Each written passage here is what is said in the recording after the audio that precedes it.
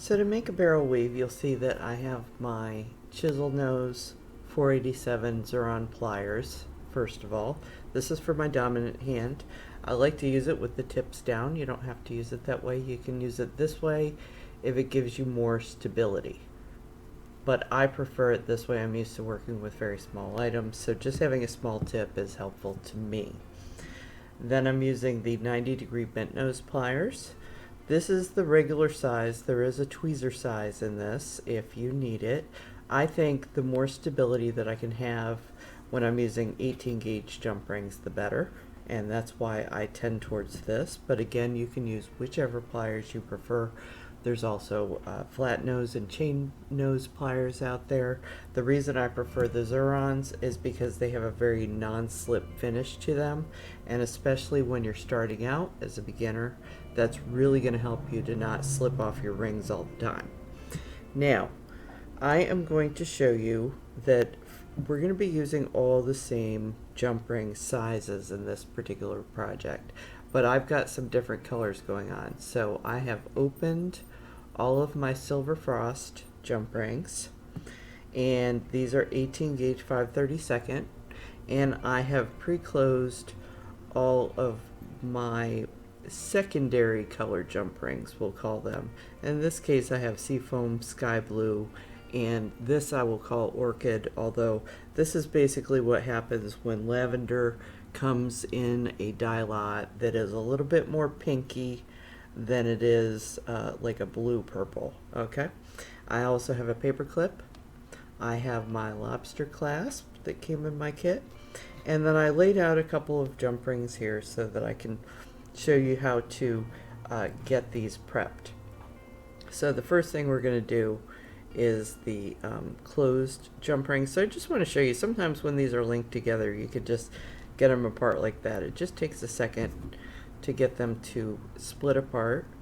And then I'm going to bring in my pliers here, and I grab my jump ring at about 3 o'clock with my right hand, if you're left-handed 9 o'clock, and then I come in with this curved edge because we're not working chainmail here, we're just closing a jump ring. So I can grab this from about 11 o'clock all the way down to 6 or 7 o'clock, and this gives me a really good sturdy grip on this side of the plier. And then I'm just going to close this jump ring. Now when I'm closing, you see me do this forward and back motion, but at the same time I am also pushing the jump ring in towards itself. So I'm actually doing this motion as opposed to just back and forth. And this is going to give me a really nice tight closure, and I want to see as little of that seam as possible on here. Okay, so I'll do just one more. Grab it at 3 o'clock. Grab the whole half of the jump ring practically if I'm using bent nose pliers. If you're using another type of plier, you want to aim for 9 o'clock, and you will start to get a feel after a certain period of time of where exactly to grab jump rings that's most comfortable. Now the Silver Frost we're going to be opening, so when we get little chains that are stuck together like this, it really doesn't matter. Still going to grab our jump ring at around 3 o'clock. I'm going to come in with the bent nose side of the pliers and grab it the same as we did before, except for this time I'm going to pull towards me with my right and push away with my left. That's because I'm right-handed. You can open your jump rings in the opposite direction. Some people do that. I would say that if you are left-handed, you want to push with the right and pull with the left. But it really depends on you. I think this way is easier, and I'll show you why here. Because as you're feeding your jump ring into the work, the prong that is feeding in is always away from you and not coming back towards you and getting tangled up in the work. So that is, again, just my personal preference. If you do it differently, that is totally okay. Now the next thing I want to show you is how to open with the jump ring opener. So you can see that this opener has a couple different sizes of holes, these long straight holes in them, and then this side they're more similar. So this side is more for 18 and 19 gauge jump rings. This is for a 16 gauge, and this is for a 20 gauge.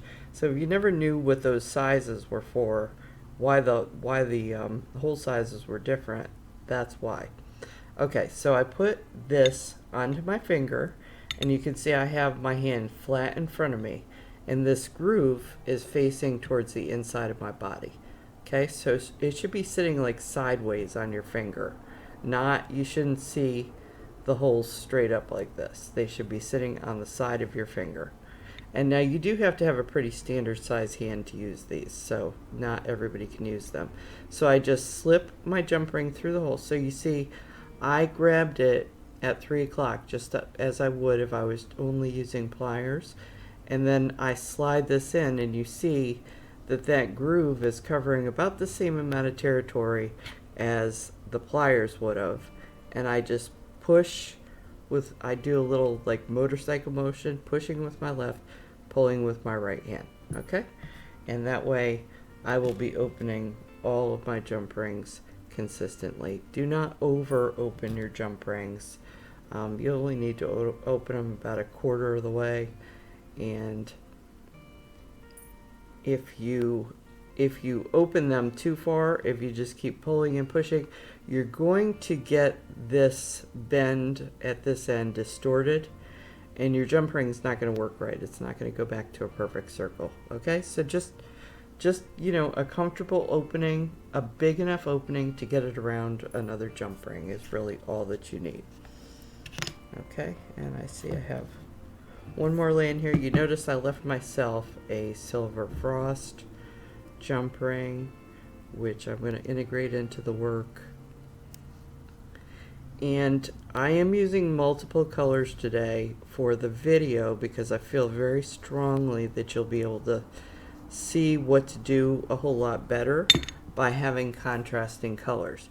But I do have, I know a kit that's going to be silver and just silver frost, and that's enough for you to be able to tell the difference, but perhaps not enough in a video. So that's why I really wanted to use some colors to show you this. Okay, so we're going to take our paper clip. I like to use paper clips because you can see we can just easily slide our rings on and off here. I might slide it down to this back section so it really cannot fall off. And I'm going to set my lobster clasp off to the side, get it out of my way. Maybe push these rings back a little bit. Give myself some room. Okay, so I took the closed ring and I applied it to the paper clip. Now I'm going to take the open silver frost. So the silver frost is going to be our base color for the whole bracelet. And then these are going to be our accent colors throughout it. So basically I want to take this silver frost jump ring that's open. I'm going to pass through this ring that I attached to the paper clip, and I'm going to go green, blue, purple. Green, blue, purple. So, or sea foam, sky blue, and orchid would be their technical names. Okay, and I picked up 2 sea foam, and then I'm going to close my jump ring. Okay, I want a good clean closure on that. Okay, so now this is where it gets interesting. So now that I have 2 colored rings on along with the frost, what I want to do is I want to hold this out so that I can see that this ring and this ring that I just applied to it, or am in the middle of applying to it, you can see that I applied this from closer to my body to away from my body. Okay, and then these rings both face the same direction. Now also too, the silver frost and these 2 seafoam rings face the same direction. So what we want to be passing through next is this ring back here that matches the same direction as the seafoam. So what we want to do is let our work, we kind of want to back it up and turn it, and if you need to turn your paper clip or twist the work a little bit, that's fine. But we want to be passing through this first jump ring in the same direction and I'll show you that again, in the same direction that we moved through this pair of seafoam. So we went this way through, away from me, and we may need to again twist this back here in order to get through it, but we're again moving away from ourselves through this silver frost jump ring. Okay, and then we're going to close.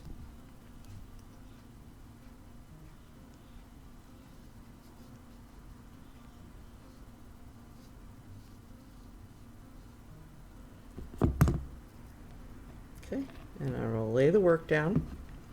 Now the next thing that I want to show you is we are going to be moving through the eye. So I have another open jump ring here. This is the silver frost again, and we want it to go through the eye of these two silver frost jump rings that make up this barrel that we just created. So you can see when we finished that last step, we created a little formation in here made of 4 rings, and 2 of them are seafoam and 2 of them are the silver frost. So we want to go through the eye. So let me just real quickly show you what an eye is. I think the orchid will contrast a little bit more. So an eye is when you have 2 rings that overlap each other, and that space where they overlap in between looks a little bit like an eye shape. And that is what we refer to when we say pass through the eye, or sometimes we'll be passing around the eye. But that is what an eye is.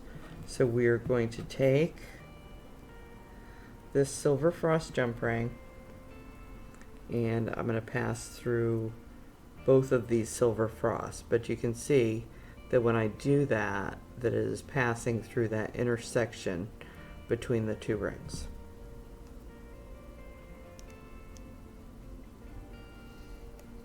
And we'll close.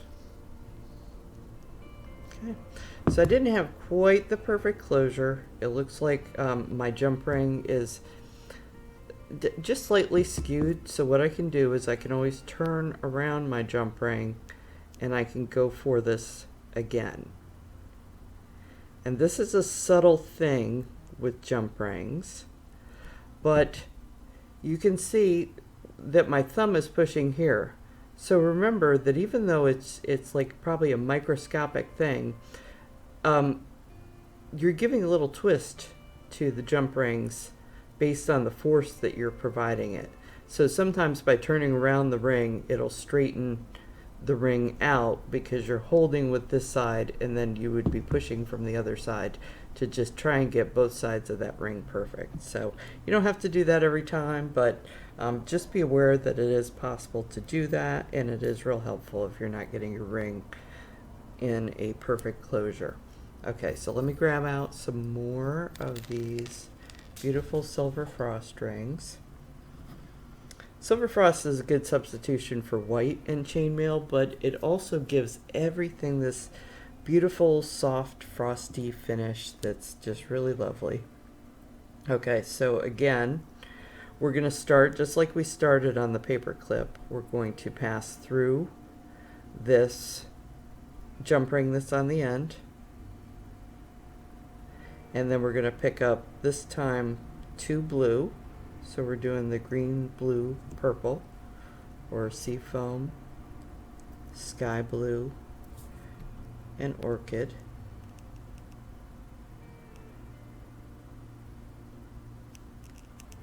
And then we're going to close this jump ring. Okay. And I will lay this down. Move these out of the way a little bit. Okay. So now we're going to take a silver frost once again, and just like before, if you remember, I want to pass through, and I'm paying attention that this ring and this ring go in the same direction, and I'm looking for the ring, the last ring that goes in the same direction as these 2 sky blue rings that I just added. So I'm going to let this back up, and again we're going to go through this ring in the same direction that we passed through this 2 sky blue. Okay? And then we close. this is a fairly simple weave. I'm showing you, I can do this where I go around the eye, and there is another version of this, and it really depends on your needs. So in this case, we're using all jump rings, so we can use the easiest method available to us, and it's no problem.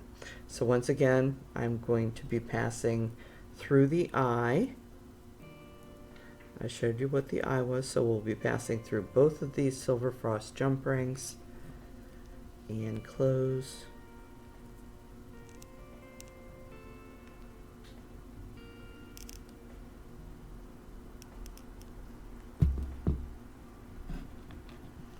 And then I'm going to do one more row for you.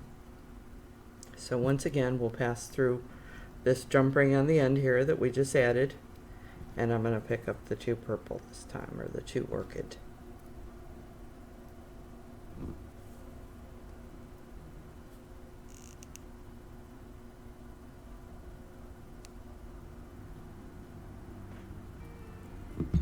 Okay. And then we need one more open silver frost ring. And just like before, we're going to pass through. You just want to make sure your work doesn't get twisted up. So it's important to stretch this out really good, and just be aware, I'm looking for this last ring that was coming out of the last barrel, the one that went through the eye, and it's facing the same direction as my 2 orchid rings I just added. And if I need to twist the work a little so that I can go through in that same direction, that's fine.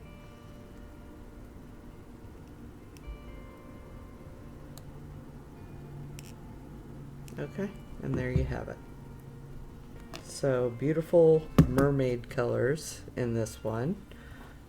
Gotta love this one, and I love the play of the frost rings against the shiny rings. It's going to give you a little bit more interest than you would have if you just used all shiny. If you use all shiny together, it's going to look a little bit more maybe iridescent, but it will lack having the depth. And I of course could have done this in the opposite. Could have done silver jump rings and then used the matte seafoam, matte sky blue, and matte lavender that we have. So that's another option for you. You can do this in any colors. I really like the idea of making these little barrels here in different colors and just accenting. And then I always try and keep a metal color in my design, so that when we go ahead and add our clasps to the design, it's going to match up with the metals that we have. So using all colors is challenging color-wise. So I'm just going to bring in here just to show you how to finish. You can see I've gone to the full length. This is the silver and silver frost version of this that I made. Okay, and when you get to the end, you're just going to pass a jump ring through the eye at the end, and then you'll pick up a lobster clasp. And that's all there is to finishing this. And then the starting end of this is just great, because we're going to take our paper clip off, and it's going to look just like this, which is fantastic. Now, on this particular one that we're working on, I think that when you get to the end, it would probably be a very good idea, because we're going to end on a silver frost color, to add whatever the next color in the sequence would be at the very end, because this jump ring, it's going to extend your piece a little bit more, but this jump ring is also going to be used for the lobster clasp, and it's going to get a lot of rubbing on it. So I will mention to you that I do think the shiny jump rings are a little bit more durable for rubber, for metal on metal rubbing against itself. So I would definitely either make your very last ring one of the colors, or you can do the silver frost and then add one extra ring to the end And I'll just show you, this would be opposite of what I want you to do, adding the silver frost at the end. But I'll just show you, I'm just saying add an extra ring off the end of it. Okay? That's all there is to it. I hope you've learned a lot from this. If you haven't done barrel weave before, it's generally best in a 3.5 AR. So that means 18 gauge 5/32, or I really like to make this in a micro size 20 gauge 7/64. But also I will be showing some beaded versions of this. So just keep in mind that when you bead on these items, that we will be changing the size of some of the jump rings to accommodate the extra space that we need for beads. Thanks so much for joining us. Please be sure to like and follow us on YouTube, and you can find all the supplies that you saw here at beadmeastory.com, and make sure to check out our learning center on there. That's where we put all the beginner projects where we have free videos to go with them. I'll see you next time.